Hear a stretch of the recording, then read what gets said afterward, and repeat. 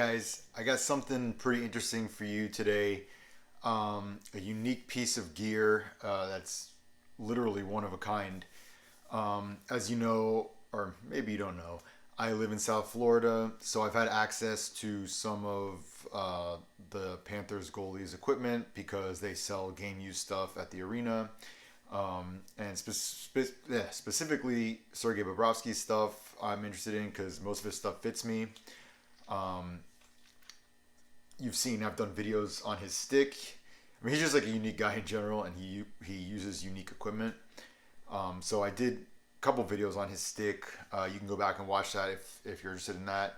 Um, the other thing of his that's really unique that has gotten some attention on like social media, goalie specific accounts and whatnot, are his leg pads.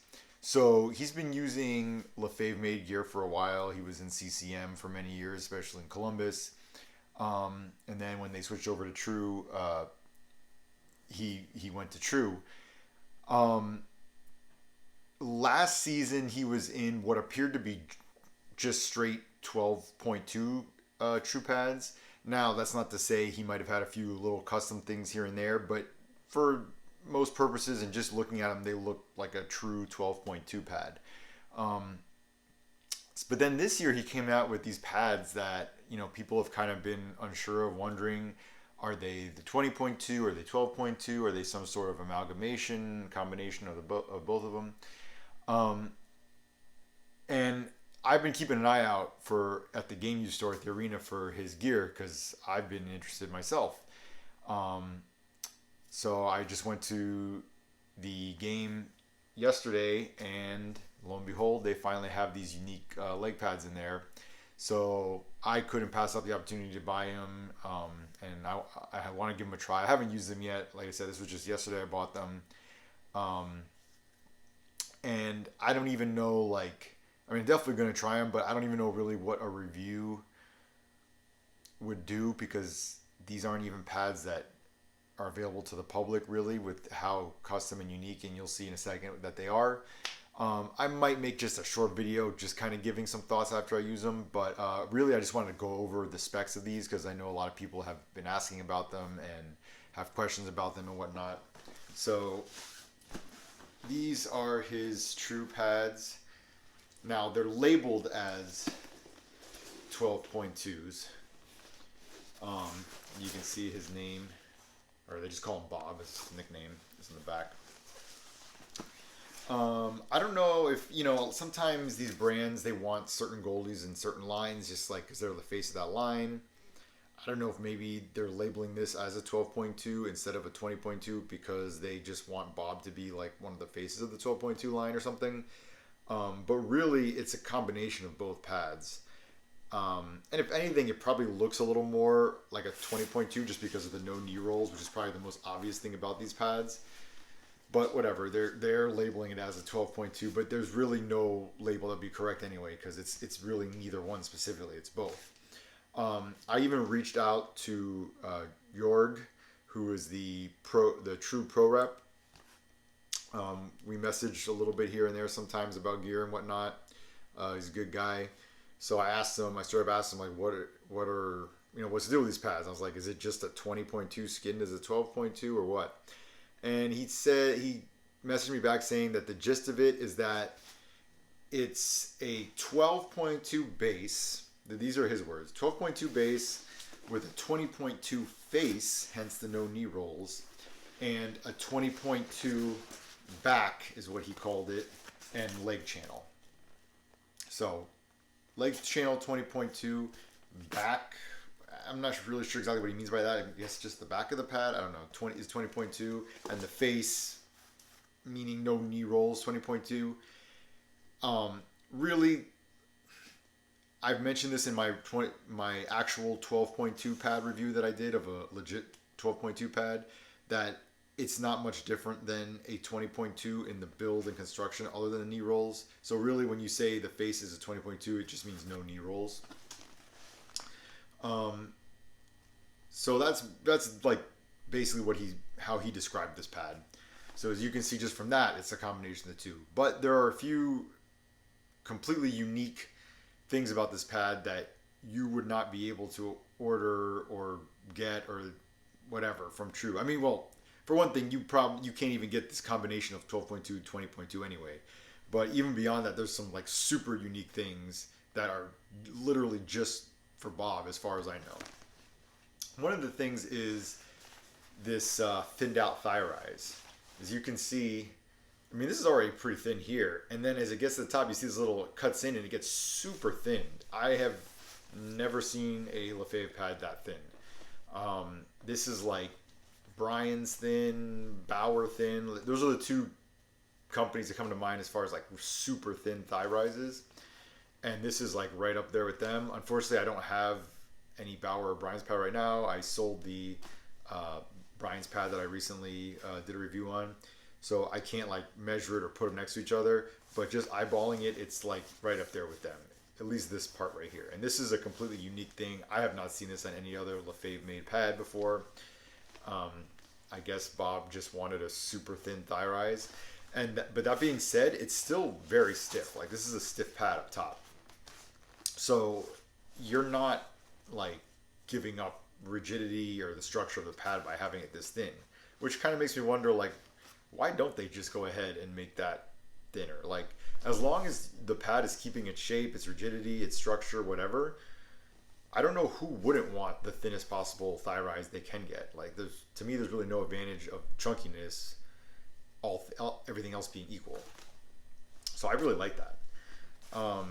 The other, like, pretty unique thing is his, like, bootstrap. So he does a bootstrap that goes behind the skate where the Lundy loop is. But the super unique thing about his pads are these are not even true Lefebvre. This is a Bauer CRS bootstrap. You can see that. Now, I don't know if I would have to doubt that True did this for him. I'm thinking this is like a equipment manager thing. And if it was the equipment manager of the Panthers that did this, they did a really good job. I mean, this does not look like some makeshift last minute deal. Like this is pretty well done. So here's where the bootstrap attaches on one side, and then they put this nylon piece here.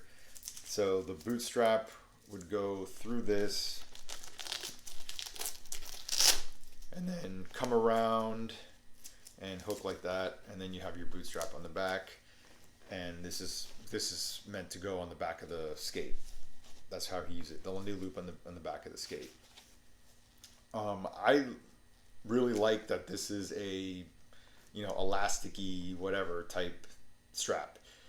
I've mentioned this in talking about other pads, and it's on my Vaughn pads. I like that the little bit of give you have with something that's elastic. True's bootstrap, the bootstrap I've had on my 12.1 pads and my 12.2 pads, they didn't offer me any other kind of option other than if you want a bootstrap, it's going to be like the old style leather strap. And to me, like this is just a better option. This style strapping, it's cleaner, much cleaner looking. Not as kind of bulky and whatever. You don't have the buckle clanging around. And this is just elastic. Like, yeah, or for whatever reason, he used Bauer's whatever, but it's literally just an elastic strap and Velcro. True could make their own version of this, whatever, no problem. It's just that I don't know, maybe they just had these Bauer ones lying around for whatever reason. Maybe because Knight uses Bauer and they had some of his, and the equipment manager just used that on this. I don't know. But so that's how unique this pad is. It's a combination of 12.2, 20.2, and besides that, it has these unique things like a Bauer strap and this weird thigh rise thing. So this is really a one of a kind pad, and I gotta say, again, I haven't used this yet, and I haven't used the 20.2. I've seen the 20.1 pad like in person, and I've kind of handled it with some other guy's pad. I just kind of looked at it, whatever. But just in general, what I've seen, between what I've actually used and just what I've seen, this is the most intriguing pad to me from Lefebvre. I'll just say Lefebvre, and this is under True, but between even in past brands they were using. Just because there's a lot of things I like about this that I didn't see in the other one. Like, I always felt a lot of their stuff was very chunky, bulky kind of stuff. And that's my dog. I'm sorry. Excuse her crying there, or whatever. Um, so, uh, on the top of that, I think there's some cats fighting outside my door. But anyway, a lot going on tonight here. So yeah, what was I saying now? So yeah, I really like how they thinned out the pad. Even this, like, again, it's hard, and I'm kind of trying to go by memory, but I think this is even thinner than the 12.2 or 20.2. I'd have to really put them next to each other, but I love how thin this pad is. The pad feels lighter to me than at least the 12.2 I had. I don't know about a 20.2. The strapping, on my 12.2, the one I happened to get didn't have this FRS strapping, which is their, it's called, stands for fast rotation system strapping on this pad. And they have that on all their current pads now. They have some version of this on the 12.2, the 20.2. So I didn't get to try that with my 12.2, so I'm really excited about that. But that's a normal thing that comes with their pads. So that's not necessarily unique about this, but just something else I'm excited to try about this. But yeah, I don't know, the pads, and then the boot is, it's a flat boot, which I like. It's got some flexibility to it. It's not like my Vaughn pad flexibility level, but it's good. It's not a stiff boot, definitely not a stiff boot, so I like that. The pad is a stiff pad, and as you know, if you've seen my other videos, it just doesn't really fit my game. Stiffer pads, I'm talking about like up top or like within the body. So chances are this is not going to like replace Vaughn for me as my main pad or anything like that. But that's not the fault of the pad. That's just the style of pad, and it's just not the style that I would normally use. So whatever. But just like speaking in generalities of pads, I don't know. I think this might be the best Lefebvre made pad I've seen. The shitty thing about that is that it's not available to the public. This is a very unique pad for Bob. Like, there's just things that they can take from this, and I don't know why they don't put this in their regular retail stuff. Like I said, with the thinned out thigh rise, that, like I said, it still is, to me, this, I really don't feel like this is giving up based on what I've seen on my 12.2s and other Lefebvre pads. I really don't feel like you're giving up anything, even though it's thinned out that thin, and I really like it. Oh yeah, another little spec that he does, I guess, just to point out, is he has the non-recessed knee, which means it has this extra pad here, and it's also attached to the flap that goes on the other side of the knee.